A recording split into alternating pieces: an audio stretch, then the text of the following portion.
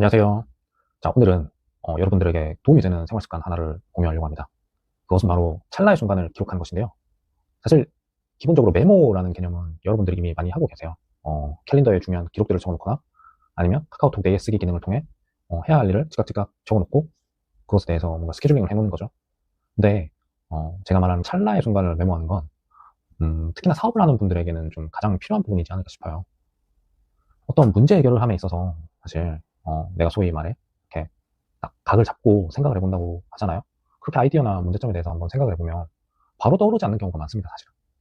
그것이 바로 떠오르기보다는 그 당시에는 어떤 생각이 잘 나지 않다가 자신이 뭐 다른 생활을 하거나 휴식을 취한다거나 그런 순간에 갑자기 불현듯 떠오르는 경우가 많거든요.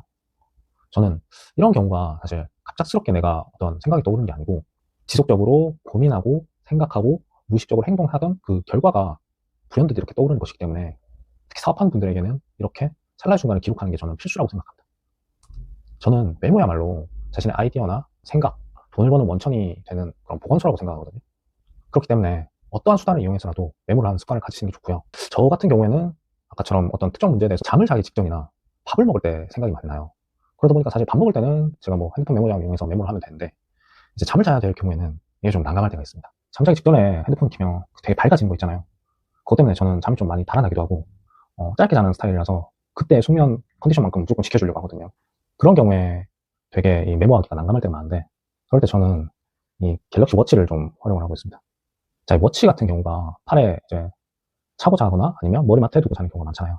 그럴 때 저는 이 자체 녹음 기능을 좀 많이 활용하거든요. 자체 녹음을 해가지고 간단하게 이런 식으로 녹음을 하고 나중에 아침이나 내가 여유 시간이 있을 때 이 녹음한 것들을 좀 들어보고 메모장에 옮기거나 아니면 실행을 해보는 스타일이거든요. 이런 식으로 하면 자기 직전에라도 내 생각이나 영감 이런 것들을 옮겨 적을 수 있는 좋은 수단이 될 거예요. 저는 이렇게 활용을 하고 있고요. 여기서 주의해야 될 점이 있다면 그 아이디어가 떠오르는 그 단어만큼은 좀 크게 말씀해 주셔야 돼요. 크게 말씀해 주셔야 이게 잠결에 녹음을 하는 거라 잘 안 들리는 경우가 있고 그렇게 해서 옮기면 휴대폰에서 더 또렷하게 들을 수 있는 장점도 있고요. 개인적인 이제 메모 앱 같은 경우에는 저는 마이크로소프트의 원노트나 아니면 네이버 메모 또는 삼성 노트를 제가 용도에 따라서 이렇게 활용해서 쓰거든요. 그런 식으로 활용을 해서 내용을 기록을 할 수도 있고요. 내용을 공유도 할 수 있어서 여러분들이 되게 요긴하게 쓰실 수 있을 거라고 저는 장담하고 있습니다. 아무래도 오늘 내용에 대해서 많이 공감하시는 분들도 계실 거고 아니면 새롭게 알게 된 분들도 계실 거예요. 근데 어찌됐든 이걸 한 번쯤은 활용을 해보시고 몇 번 활용해 보시다 보면 평소에 제가 하던 이런 메모, 녹음 방식과는 또 다른 더 좋은 여러분들만의 생활 습관이 만들어질 것이거든요.